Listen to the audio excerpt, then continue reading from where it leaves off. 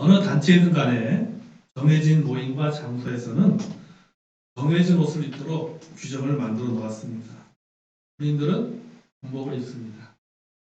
의사는 흰색 가운을 입습니다. 이렇게 특별한 장소에 갈 경우 또는 그 어떤 특별한 장소 그 상황에 맞는 옷을 입습니다. 이것을 드레스 코드라고 이야기합니다. 그 상황에 맞는 옷차림이 바로 드레스 코드입니다. 우리나라도 옛날 부모님들 같은 경우에도 드레스 코드가 있었습니다. 이것을 경상도 사투리로 말하면 가람이라고 합니다. 그래서 전통적으로 상가람, 중가람, 하가람이 있었습니다. 그러면 상옷차림, 중옷차림, 하옷차림 이렇게 있다는 것이죠. 상가람은 뭐냐면요. 중요한 행사 때 입는 옷을 말하고 1년에 한두 번 정도 입는 옷을 말합니다. 잘 다녔다가 우리 옛날 부모님들 있잖아요. 입지 않고 잘 다녔다가 특별한 날 결혼식이라든지 또는 명절 때라든지 이때 특별한 옷을 입습니다. 그게 바로 그냥 상가람이라고 합니다. 중가람은 뭐냐면요. 보통 외출 때 입는 옷이죠. 평상복이에요. 평상복. 그 다음에 하가람은 일할 때 입는 옷입니다. 이렇게 옷도 상황에 따라서 예절을 갖추고 입었습니다. 이것이 우리의 전통이었습니다. 옷이라고 하는 것은요, 단순히 몸을 보호하거나 자신의 어떤 그런 개성 또는 자신의 패션 감각을 뽐내기 위한 기능만 있는 것이 아닙니다.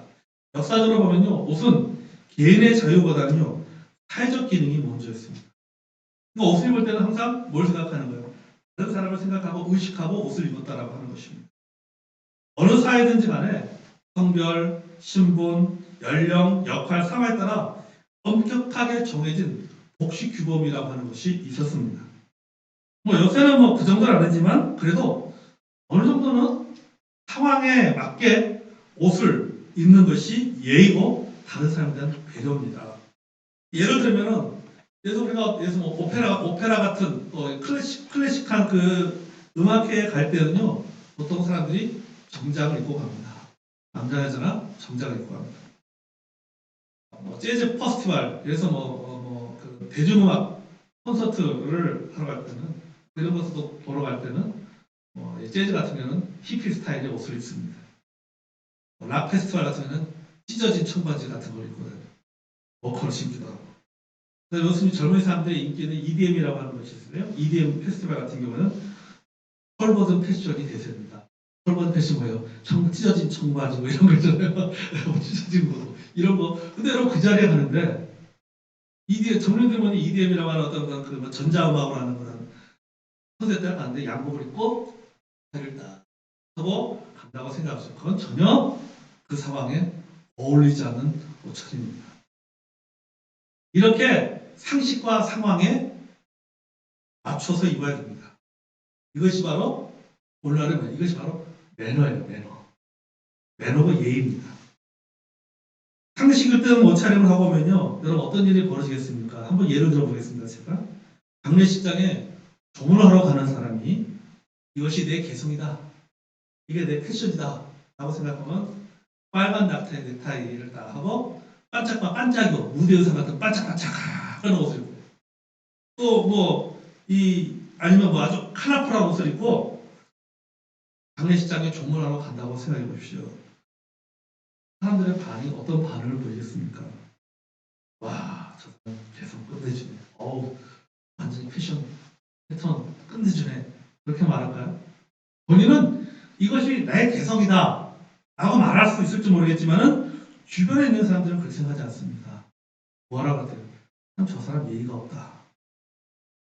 예의가 없다라고 이야기를 하는 것이죠. 조언을 받는 유가족들도 기분이 썩 좋지는 않을 것 같아요. 뭐냐면 지금 돌아가신 고인에 대해서 애도하는 분위기인데 그 한 사람 때문에 그 분위기가 뭐예요? 완전히 확 깨져버리는 거죠. 고인에게 집중돼야 될 생각들이 집중돼야 될 생각이라든가 고인의 주목을 받아야 되는데 누가 주목을 받게 되는 거예요?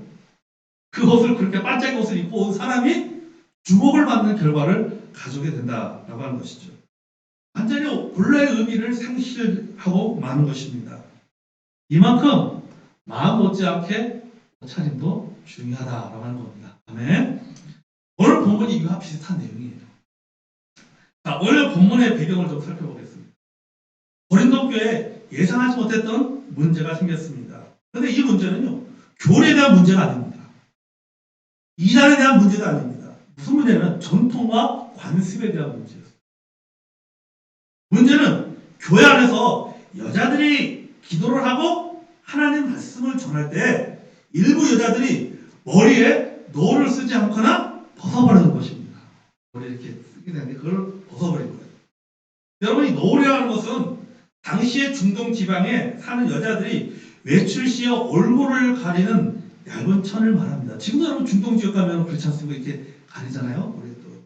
그런 것처럼 그 당시에 평상시에 그런 외출했을 때 그런 부분들이 옷차림이었습니다. 그것이 상시고 문화였습니다. 이것은 교회 안에서도 마찬가지예요. 교회 와서 여전히 밖에 외출할 때 나왔던 그 옷차림 그대로 교회 오게 되잖아요. 뭐 교회 온다고 따로 옷차림 있는 게 아니라 교회 와서도 마찬가지로 똑같은 옷차림으로 앉게 되었습니다. 그것이 그 당시에 여성들의 드레스 코드와 같은 것이었습니다. 그런데 일부 고린도교회 여성들이 이것을 무시한 것입니다. 그런데 그것이 이런 행위가 교회 안에서 문제가 되어버린 거예요. 그래서 이 문제에 대한 바울의 권면이 오늘 본문의 내용입니다. 여러분, 오늘 우리 고린도교회 여성들이 너울을 쓰는 문제, 다시 말해서 머리에 올리는 그 수건 같은 이런 문제를 통해서 우리가 성도로서 또 그리스도로서 우리가 어떤 옷차림을 해야 되는지에 관한 주제로 말씀을 나누고자 합니다. 자, 오늘 첫 번째입니다. 자, 성도의 옷차림은 교리나 절대적인 법이 아니다. 그것은 전통이나 관습으로 결정된다라고 하는 겁니다. 자, 여러분 2절 볼까요? 자, 보세요. 너희가 모든 일에 나를 기억하고 또 내가 너희에게 전하여 준 대로 그 전통을 너희가 지킴으로 너희를 칭찬하노라. 이렇게 바울이 칭찬하면서 이야기를 시작하고 있습니다. 여기만 뭘 칭찬하십니까? 내가 너희들에게 전하여 준 뭐예요? 전통을 너희가 지켰다. 그래서 내가 너희들을 칭찬한다라고 말하고 있습니다.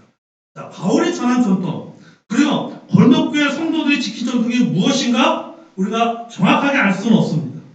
그렇지만은 이 바울의 목회 서신이라든지 또는 이 전통이라는 그 단어 속에서 우리가 그것을 알 수 있어요. 뭐냐면은 두 가지입니다. 최근 두 가지. 한 가지는 뭐냐면 신앙의 교리예요. 그 중에서도 가장 중요한 것은 복음의 교리입니다. 복음의 교리. 여러분 데살로니가 후서 3장 13절에서 15절 말씀, 데살로니가 후서 같이 한번 볼까요?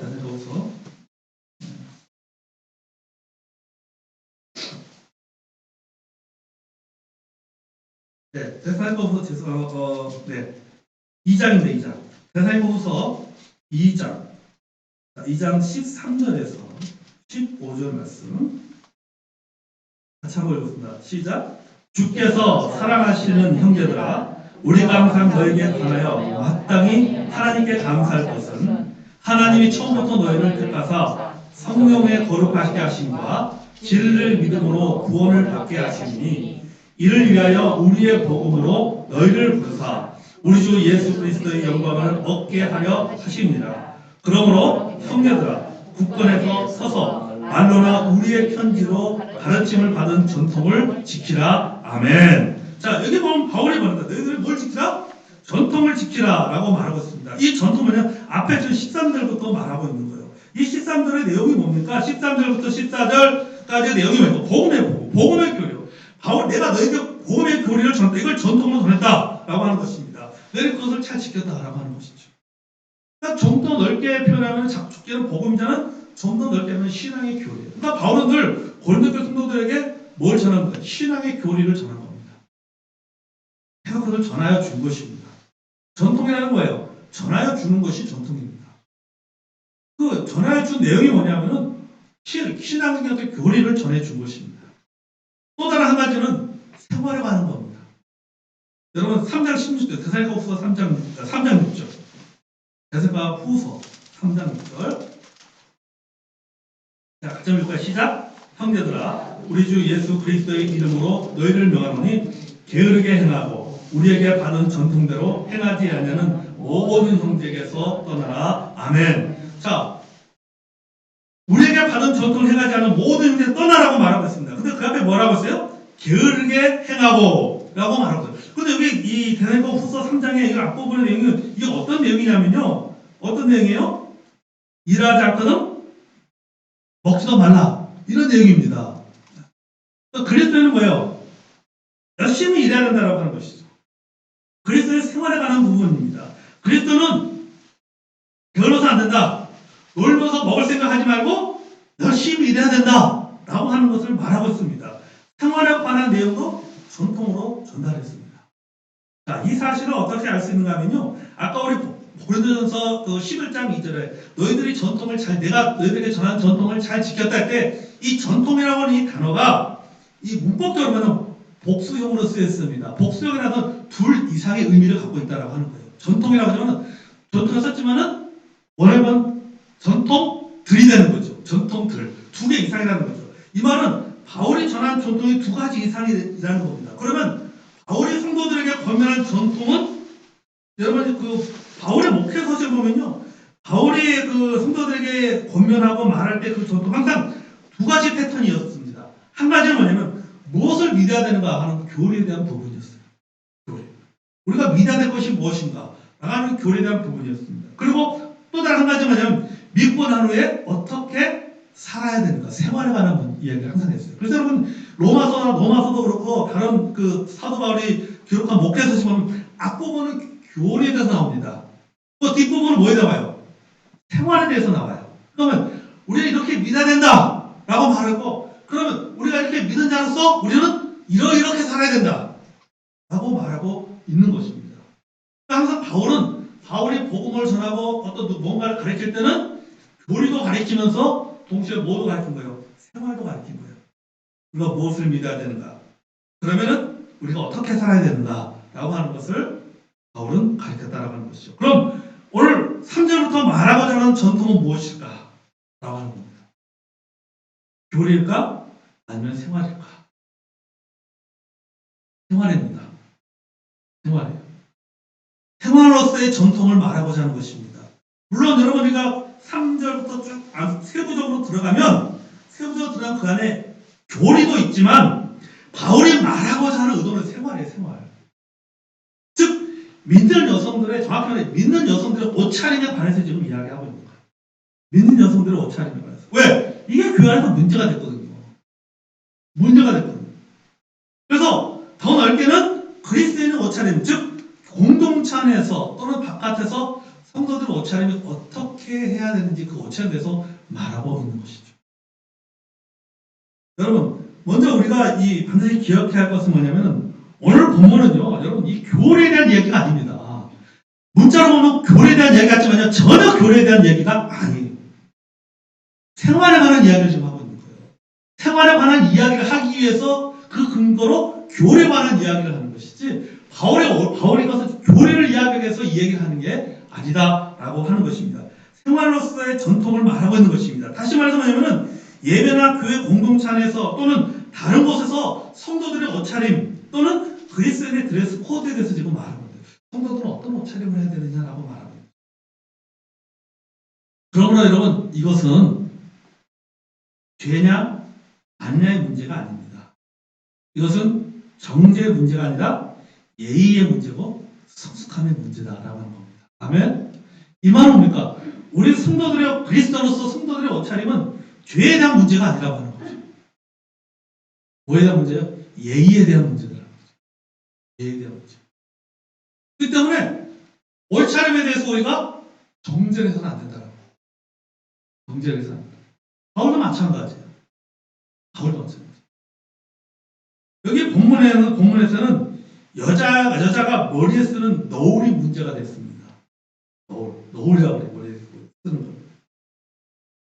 그 당시에 돌아와서 문화적으로 보면 그 당시에 평범한 여자들은요 신앙과 상관없이 머리에 노를 썼습니다. 신앙과 상관없이. 그러니까 뭐예요? 신앙과 상관없다는 것은 뭐예요?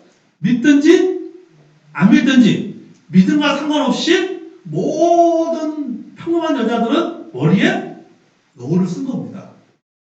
이건 일종의 얼굴을 가리겠죠. 이것이 하나의 일상적인 풍습이었습니다. 옛날에 여러분 이렇게 생각하시면 돼요. 옛날에 우리 조선시대 때 또는 뭐 구한말 때도 우리 여성 대부분이 그 여자들의 옷차림이 뭐였습니까? 한복이었잖아요. 흰색 그랬잖아요.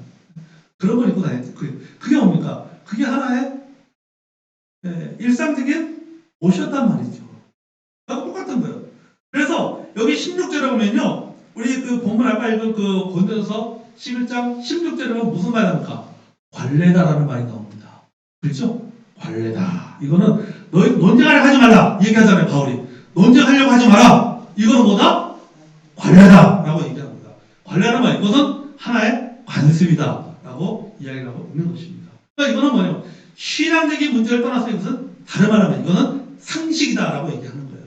이거는 상식적인 문제이기 때문에 이것에 대해서 이렇다 저렇다 말할 필요가 없다라고 바울은 말하고 있는 것입니다.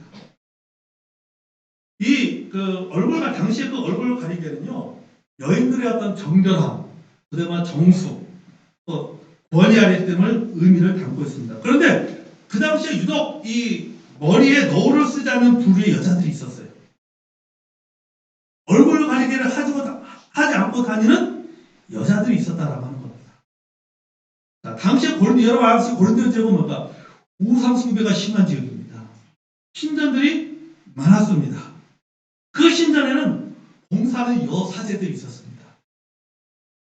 이 여사제들은 우상숭배하는 이 신전에 대한 여자 사제들은 노를 쓰지 않을 뿐 아니라 머리를 짧게 깎고 다녔어요. 머리를. 이 여사제들의 한 일은 뭡니까? 종교적인 행위로서 뭘 하는 겁니까? 소위 말해서 성매매를 하는 거예요.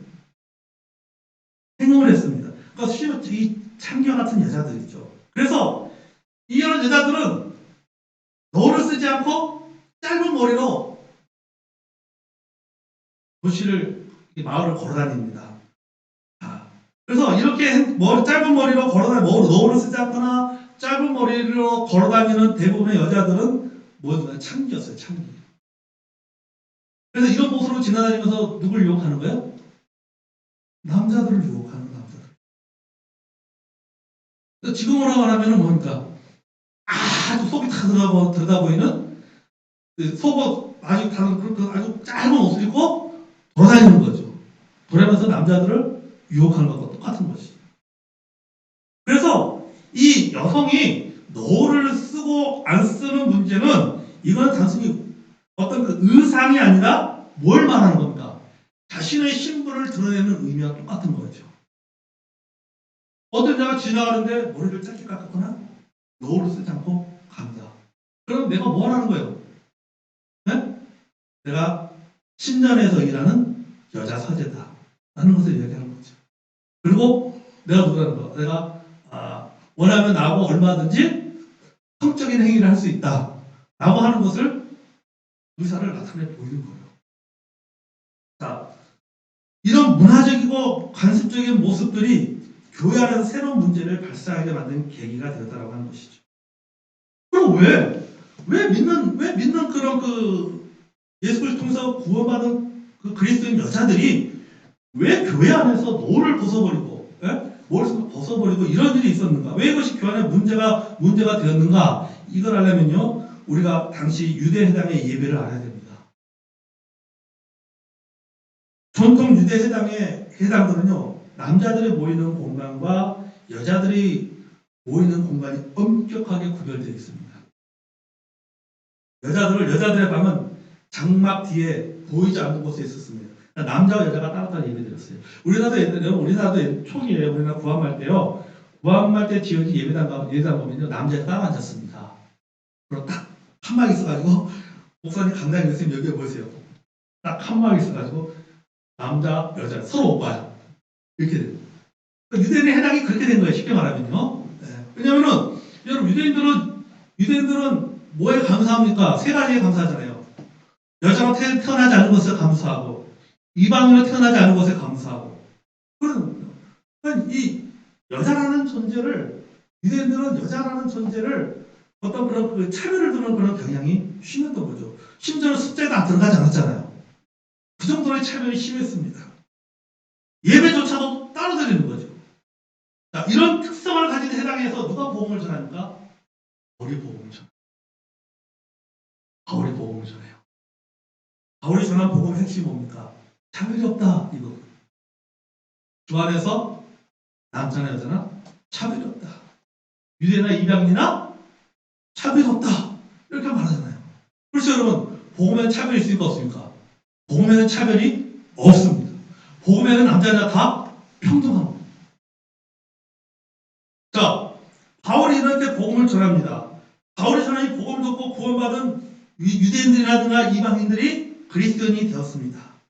그들이 회당에서 나와서 교회당을 만들었어요. 복음을 통해서 구원받은 유대인들이나 이방인들이 나와가지고 그들이 예배당을 세웠습니다. 복음에는 뭐가 없다? 차별이 없어요. 그 예배에 차별이 있어요, 없어요? 없는 겁니다. 유대인들의 해당에서 드린 예배는 차별이 있죠. 분명한 구분이 있습니다. 남자와 여자의 구분이 있습니다. 그런데 그리스도인들이 모인 예배당에는 남자와 여자의 구별이 없습니다. 그럼 어떻게 되겠습니까? 한 공간 안에서 남자와 여자가 같이 예배를 드리게 됩니다. 와, 그 당시 이게 파격적인 거죠. 엄청난 파격적인 겁니다. 남자와 여자가 구분도 없이 같은 몸 안에서 예배를 드린다? 이거는 그 당시에 엄청나게 파격적인 것입니다. 근데 또 그러면서 뭐라 쓰는가? 상대적으로 여성들의 지위가 올라가게 된 것이죠. 옛날에는 남자, 여자. 근데 복음을 통해서 어땠을까? 남자, 여자가 동일한 위치에 딱 된 거예요. 그러니까는 여성들의 위치에서 봤을 때는 이건 엄청나게 지위가 상승한 거죠. 지위가 상승하죠. 자, 이런 일이 있게 되었습니다. 함께 모여서 예배드리게 됐습니다. 그리고 여자들도 교회 안에서 여성들도 교회 안에서 사역도 할 수 있게 되었어요. 공적인 예배 시간에 대표 기도도 합니다. 유대인당에서 있을 수가 없는 이야기죠. 근데 교회 안에서는 여성들도 예배 시간에 기도도 하는 거예요. 뿐만 아니라 예언도 합니다. 여기서 예언한다는 말은 뭐냐면은 여기서 말하는 예언은 주로 구약 성경을 가르치거나 또는 성령의 영감을 받아서 하나님 주시는 메시지를 나누는 사역을 말합니다. 그러니까 쉽게 말하면 여성들도 뭐 하는 거예요? 가르치는 사역을 하는 거예요. 이건 말도 안 되는 거지. 유대 해당의 복음으로 구원받지 못한 사람들이 유대인들한테 이거 말도 안 되는 거예요. 아니 남자 여자가 같은 곳에서 예배를 드려? 그리고 여자가 기도도 해? 그리고 가르치기도 해? 이거 완전히 말이 안 되는 거지. 여러분 여기에 문제가 있는 거예요. 갑자기 복음을 통해서 자유를 얻은 고린도 교회에 여자들이 남자들과 평등하게 예배에 참여하면서 공적인 기도도 드리고 설교도 하였습니다. 그런데 일부 광적인 여자 성도들이 굉장히 시끄럽게 한 것이에요. 예언을 하되 부질서하게 한 것입니다. 그로 인해 예배나 교회의 질서가 무너지는 결과를 갖게 됐다. 열정적인 여러분 신앙생활이라는 게 있잖아요. 똑같은 자매들에도 어떤 굉장히 열정적인 자매가 있고 좀 표현이 굉장히 강한 자매고 표현이 좀 상대적으로 덜한 자매도 있고 막 그렇잖아요. 각자 어떤 성격 개성이가 조금 좀 틀리단 말이죠. 여기서 고린도교회 여자 성도들도 마찬가지예요.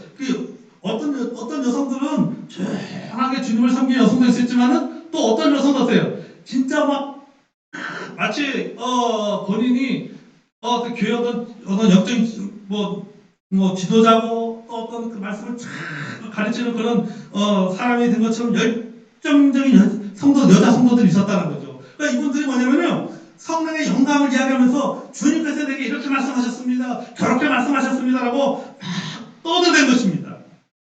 근데 거기에다가 너무 감정이 업되다 보니까 뭐 버린 거야? 벗어버린 걸. 머리에 쓰고 있는 것을 벗어버린 겁니다. 머리에 뭘 쓰고 있어요? 너무 쓰고 있는 것을 벗어버린 거예요. 그것을 막 벗어버리고 그렇게 막 행동을 하는 것입니다. 이런 행동들이 교회 분위기를 완전히 흐트러버린 거예요. 교회 분위기. 왜? 그 옷차림 자체가 그 당시에 뭡니까? 하나의 관습이었다고 했습니다. 관습. 근데 그 관습이 뭐예요?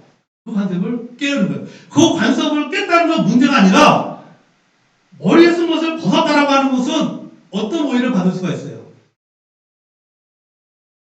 어떤 오해를 받을 수 있습니까? 여자? 저 자매? 신전에 있는 그 여사제 아니야? 뭐 남자 성도들 유혹하려고 하는 것이 아니야. 이렇게 오해를 받을 수가 있는 거예요. 막 이런저런 막 오해를 알 수가 있는 거예요. 이런저런 오해를 알 수 있고 그것 때문에. 뿐만 아니라 여러분 주변 사람들이 보기에도 그렇게 좋은 모습은 아니었다라고 하는 거죠. 왜 그 당시만 해도 여러분 남자 여자 구별했을 때 교회 안에 보니까 교회 안은 뭐 남자 여자 같은 공간에서 예배드리고 뭐 똑같이 뭐 그냥 기도도 하고 가르치는 것도 하니까는 밖에서 이렇게 안면의 사람이 볼 때 뭡니까?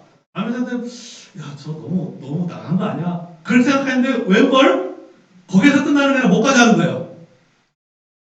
막 머리 있는 거 다 벗어 던져버리고 막 그렇게 하니까는 밖에서 볼 때는 밖에서 교회 안의 모습을 볼 때는 야 저기 뭐 이상한 집단 같다 이렇게 생각할 수가 있는 거죠. 왜냐하면은 그 당시 여자가 노를 쓰는 것은 일상적인 생활의 모습이었기 때문이죠. 성숙한 여자, 평범한 여자라면 다 그렇게 했는데 그걸 아주 더 벗어던지고 그렇게 한다는 것은 말이 안 됐습니다. 그래서 이 문제를 해결하고 질서를 바로잡고자 오늘 본문의 이야기를 하고 있는 거예요. 이 문제를 아주 간단히 해결하는 방법이 있습니다. 여자들이 교회에서 예배에서 기도하면 안 되고 가르치는 일도 하면 안 되고 즉 여자는 교회에서 잠잠하고 명하면 돼요. 그것이 당시의 일반적인 정서에 맞는 말입니다. 우리 그렇게 권면하는 것이 사람들 일반적인 정서에는 맞는 말이 됐어요. 그리고 지금도 이렇게 주장하는 목사님들도 있습니다. 그러나 여러분 그것은 본문 전체를 보지 못하고 부분만 가지고 하는 주장. 바울의 본문에서 말하는 것은 우리 다음 전에 했지만 머리에 대한 얘기죠. 여자의 머리는 남자, 남자의 머리는 그리스도, 그리스도의 머리는 하나님이라고 얘기합니다. 그렇죠? 그러면서 뭡니까? 여자는 어디서 났다? 남자에게서 났다라고 얘기합니다. 그 말만 들으면 남자와 남자 우월주의가 될 수 있어요. 우열의 관계가 될 수가 있습니다. 수적적인 관계가 됐어요. 그러나 바울은 뒷부분에 가서 뭐라고 합니까? 남자 여자나 다 그리스도 안에서 같다, 시대와 평등하다라고 이야기를 합니다. 이렇게 하고 있어요. 그러니까 이 말은 이게 뭐냐면 우리가 좀 이런저런 이야기들을 많이 하지만 결국 이 바울이 말하고자 하는 것은 뭐냐면은 남자와 여자의 차별을 말하고 있는 것이 아니라 옷차림에 대해서 말하고 있는 거예요. 여성의 본문에서 국한해서 말한다면 고린도 교회 성도 여자 성도들은 어떤 옷차림을 해야 되는가 라고 하는 것을 말하고 있는 것이고 좀 더 넓게는 성도들의 그리스도인의 옷차림은 어때야 되는가 라고 말하고 있는 것이죠. 어떤 교리의 이야기가 아니다라고 하는 것입니다. 자, 첫 번째 결론을 먼저 말합니다. 다음 주도 이렇게 나머지 쭉 나눌 거니까 첫 번째 결론을 먼저 말하면 그리스도인의 성도의 드레스 코드는 그 시대의 생활 양식이나 상식에 따른다라고 합니다. 그 시대가 요구하는 상식이 있다라고 하는 것입니다. 미국에서는요, 여러분 미국의 기독교 TV 보십시오. 목사님들 강단에서 설교할 때 어떤 목사님들 청바지 입고 설교합니다. 청바지 입고 그냥 티셔츠 하나 걸치고 나와서 설교하고 막 그래요. 여러분 보셨습니까? 전혀 문제가 되지 않아요. 여러분 제가 주일날 여러분 강단인데 청바지 입고 반팔티 입고 주일날 와서 설교하면 아마 시험에 드는 성도들 꽤 있을 겁니다. 우리 목사님 왜 저래? 너무 나갔어. 미국에서 문제가 되지 않는데 제가 미국 가서 그렇게 스타일 그렇게 입고 나가서 설교해도 전혀 문제가 안 돼요. 근데 우리나라에서 그렇게 입고 가면 문제가 됩니다. 왜 그래요? 이거는 교리의 문제가 아니라 뭐기 때문에 생활 양식, 그 나라의 생활 양식의 문제고 상식의 문제이기 때문이에요. 우리 말하는 것도 여러분 왜 우리가 그리스도인들이 왜 그리스도인 여성들이 왜 너를 벗어서 안 됩니까? 그것이 관례입니다. 교회를 떠나서 신앙을 떠나서 그것이 관례를 말하는 관례입니다. 그거는 차별이 아니라 남자 여자의 차별을 두는 것이 아니라 바로 예입니다. 그것이 바로 예입니다. 라고 말하고 있는 거죠. 우리 그리스도인의 옷차림도 마찬가지예요. 우리 성도의 옷차림은 우리가 주일날 교회 올 때, 교회 올 때 내 마음대로 옷 입고 올 수 있어요. 슬퍼 신고 올 수도 있어요. 그냥 대충 집에서 있는 차림으로 대충 교회 올 수도 있어요. 그러나 우리가 교회 올 때는 그래도 뭐합니까? 차려서 입고 옵니다. 그죠? 차려서 입고 옵니다. 제가 주일날 여러분 교회 올 때 그냥 옵니다. 양복 입을 때는 항상 제일 고민하는 게 뭐냐면 넥타이입니다. 넥타이고. 왜냐하면 양복 색깔이나 셔츠는 흰색 아니면 고대 둘 중에 하나예요. 하지만 그래도 넥타이를 신경 씁니다. 왜냐하면 우리 성도들이 봤을 때 좀 계절 분위기도 나고 계절 좀 화사하고 좀 밝았으면 좋겠다고 넥타이에 신경을 씁니다. 왜냐하면 나를 위해서 신경 쓰는 게 아니라 뭐예요? 성도들을 위해서 스타일에 신경을 쓰는 거예요. 성도들을 위해서 스타일에 신경을 쓰는 겁니다. 왜요? 아까 말했지만은 그게 뭐예요? 그게 배려이기 때문이죠. 우리가 주일날 교회 올 때도 마찬가지예요. 그래서 우리가 주일날 교회 올 때 우리가 옷차림에 신경을 써야 될 이유 중에 하나는 그것의 어떤 교리의 문제는 아니지만은 그것이 성도로서의 예의다라고 하는 것입니다. 우리가 어디 예식장 가서 어디 가든지 간에 우리 정도 옷을 차려입고 가는 거죠. 예의다. 이건 어떤 정죄의 문제가 아니라 이건 어떤 정죄고 어떤 교리고 어떤 성경에서 말하는 하나님 말씀의 순종하고 불순종의 문제가 아니라 이거는 바로 예의의 문제다라고 하는 것입니다. 바울이 오늘 본문에서 말하는 것도 바로 그겁니다. 첫 번째예요. 두 번째 결론은 다음 주 하겠습니다. 이 시간에 함께